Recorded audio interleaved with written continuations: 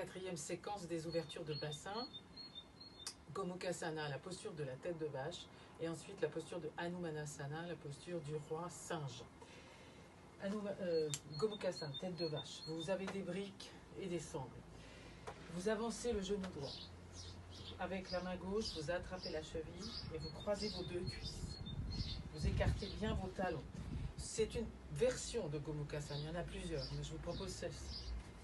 Si vous manquez de souplesse, bien sûr, des briques sous les fessiers, c'est important. Si vous voulez garder la symétrie, vos deux genoux doivent être superposés. Ensuite, une fois que vous êtes bien installé et que vous pouvez être sur le sol, vous vous mettez sur le sol, bien sûr. C'est pas la peine de mettre des briques si vous n'en avez pas besoin. Ensuite, vous allez faire un grand cercle avec le bras droit, puis mettre la main derrière le dos, monter le bras gauche, attraper vos deux mains derrière le dos. L'idée, c'est de ne pas avoir un décalage de la poitrine. Donc il faut que le pectoral gauche descende bien et que l'épaule droite s'ouvre bien. Voilà la posture de Gomukhasana, côté droit. Maintenant, je vais vous montrer la posture de Gomukhasana à gauche pour que vous voyez mes mains derrière.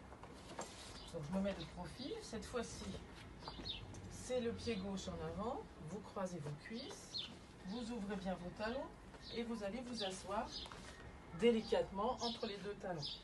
Pareil, hein, si vous avez besoin de support, vous mettez un support. Maintenant, je vous montre le positionnement des bras. Regardez bien. Inspirez, levez le bras gauche. Expirez, placez le dos de la main entre les deux omoplates. Montez le bras droit. Puis, tournez le biceps à côté de l'oreille. Et fermez, retrouvez vos deux mains. Si vous avez un souci, bien sûr, de souplesse d'épaule, vous avez la ceinture qui vous permet d'avoir la position.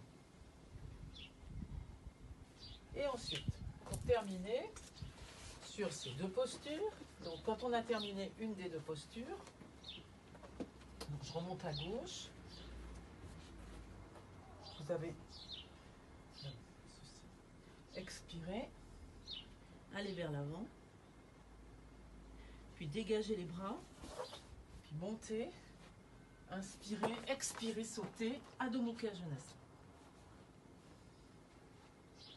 Voilà. Quand vous avez fait les deux côtés, vous terminez par Adho Mukha Svanasana, le chien tête en bas. Ensuite, je vous propose une dernière posture qui est une posture d'ouverture du bassin à la fois en avant et en arrière.